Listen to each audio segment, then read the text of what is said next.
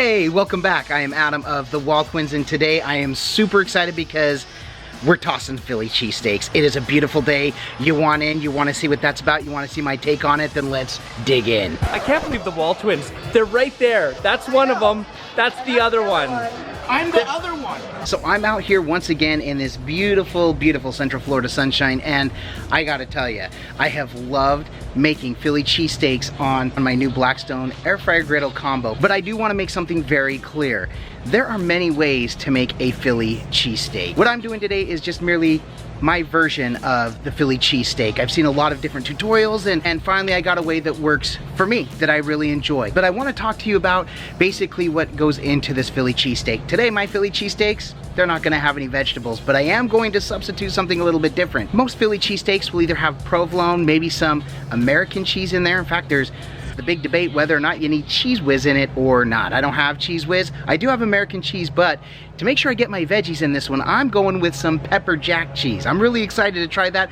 I made that for my wife the other day. She freaked out. She said the pepper jack cheese was so delicious, she asked that I try it as well. Now, when I prep my meat, the one thing that I did, you can use a number of different meats for this. However, ribeye, if you ask anybody from Philly, is my understanding, they're gonna tell you ribeye is the only way to go. Flank steak also does work.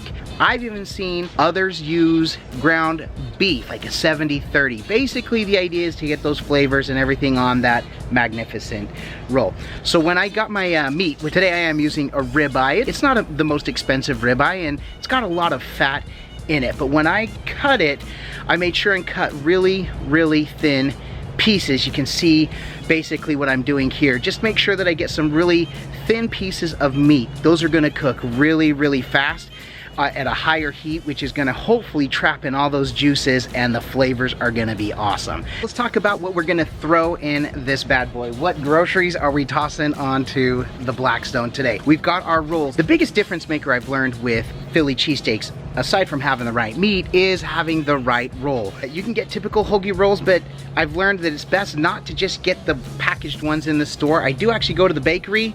Publix here in the South makes an amazing hoagie roll. These are super soft. If used within the first couple days, these end up being an excellent source. Now, I will be doing something a little bit different. Instead of buttering to toast my rolls, I learned something with my smash burgers. Using mayonnaise to toast instead makes them unbelievable. The same is true for my Philly cheesesteaks. So that's what we're going to do. Now, my mix of seasonings, once I get the meat on, I'll go ahead and throw my seasonings on there. I do have salt and pepper, which are staples, also garlic. Now, I also appreciate using adobo. While this does have both salt and garlic in it, it also has turmeric and a couple of other things, some oregano, that really help seal in some of those flavors. I use just a touch of that as well, and then some onion powder. Since I'm not using vegetables here, I've got my onion powder for flavoring. Works spectacular. I appreciate using the onion salt or the onion powder as opposed to real onions. Sometimes when it calls for it, I'll use the onions, but I'm not an onion guy, so therefore I do without. Again, this is just my take on the sandwich.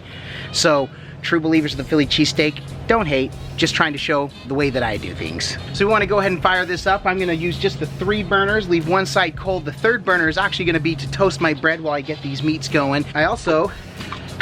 This is a wok lid. I don't have a cover to make sure and melt that cheese really good. This wok lid has worked perfectly. So I'm gonna go ahead and start the grill up. We're gonna put the 2 burners on high and the third one kind of on medium to medium high to toast that bread up. I don't want it to toast too fast, but we're gonna go ahead and get that going. Let's go ahead and prep.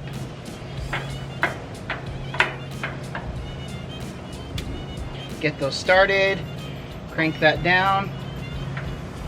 Put those down just a little bit. That's gonna cook just fast enough, so we're gonna let that go for just a minute. While I'm doing that, I'm gonna prep my rolls with my mayonnaise. And this is one of my favorite things that I've learned to do with my rolls. It just, I don't know what it does, it just helps marry the flavor of the meat so well. Just get enough to put a spread on. Just enough to really spread it. Kind of like what I would do if I was buttering my bread before I would toast it, doing the same thing here. This could use just a little bit more. Just making sure I get a good cover on there. There we go. There we go. First roll is done. Getting my second roll here done. All right, so those are good to go. My oil of choice today is avocado oil. You can use any oil for the griddle. I've used canola oil, although I prefer vegetable oil.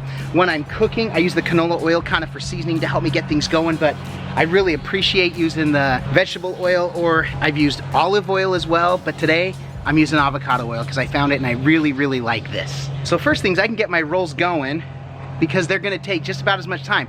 The Philly cheesesteaks, my favorite thing about this is a relatively fast cook. This is gonna be a lot of fun.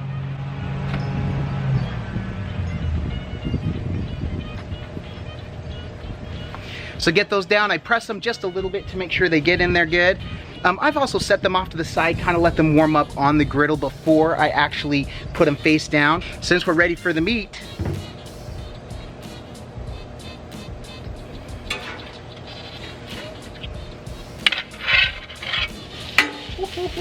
now I saved a couple of these fat pieces. These aren't gonna be used for cooking or for eating, but I do want them to help season the griddle top, so that's why I put those on there as well.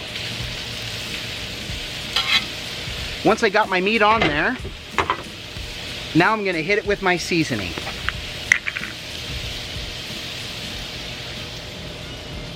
I want enough on there that it covers everything. I don't want it overwhelming. These are thin cuts of meat and it's gonna absorb that flavor. I don't want it to get in there too much that's gonna cause problems.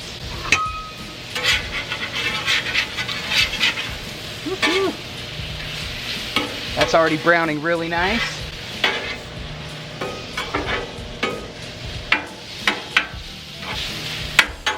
Today we're just making 2 sandwiches is all. Oh man. I wish you could be here and just smell that. It is phenomenal. I can actually smell the onion powder, a little bit of the garlic in there. It's almost as though I've got the fresh vegetables right on the griddle with me here.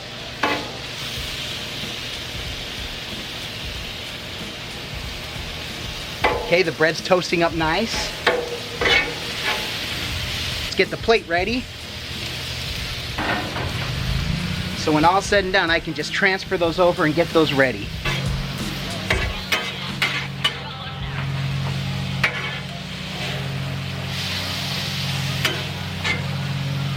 Similar to cooking ground beef, all I'm waiting to do is see that all the meat has lost that redness, that I've got that darker color in there.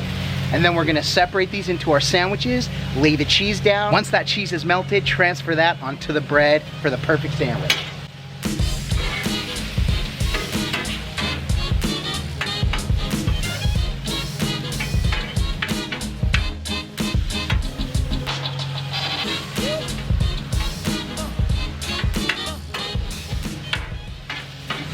These are just about done. This is perfect.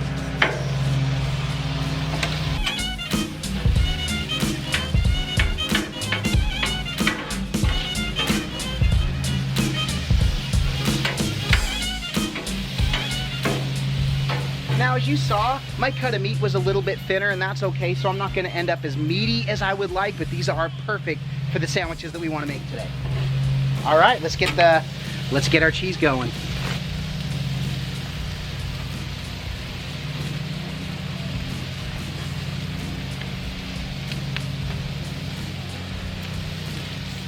Got one of the bread toasting a little bit quicker. That's a-okay.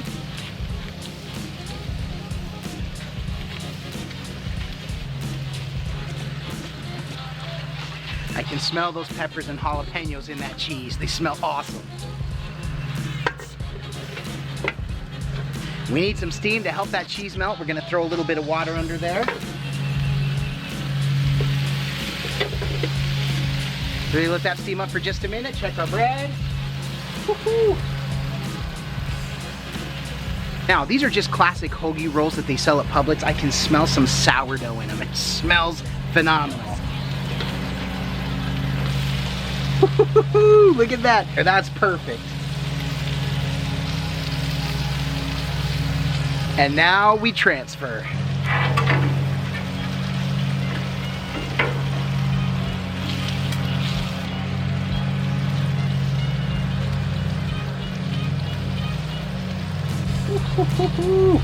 Right on there.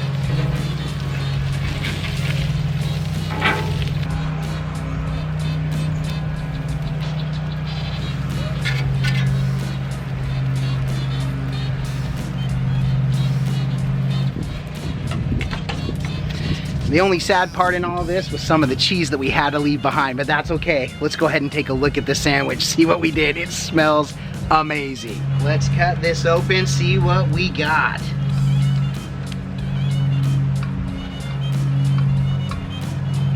Oh man. That is what we're dealing with. Look at that ooey gooey cheesiness and that meat. Oh, it smells so good.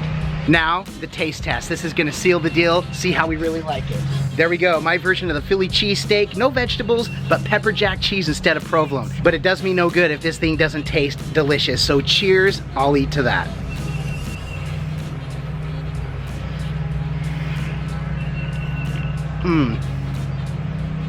I think that's what they call a home run. That pepper jack cheese is so good. But I'm gonna say, I don't know which I like better, the provolone or the pepper jack. Last time I did it, I put American cheese under the provolone because those flavors really married well together. Either way, it's phenomenal. The steak is cooked to perfection. The seasonings are all over the place in there. It is outstanding. I hope this helps you see a simple way to make a Philly cheesesteak on your Blackstone Griddle or just a griddle in general, and I hope you enjoy this. If you did, make sure you give me a thumbs up. If this is your first time, make sure and subscribe and hit the notification bell so you don't miss anything else. Normally there's two of us, freakishly identical twins, who love to cook and do other fun things. We used to do food reviews, a lot of other things. If that's something you'd enjoy, then stick around so you don't miss a thing. I hope this really helped you figure out an easy, simple way that you can make a Philly cheesesteak at home. But I'm gonna go ahead and finish this up. So with that, I bid you adieu. And don't forget to like and subscribe. Cheers again.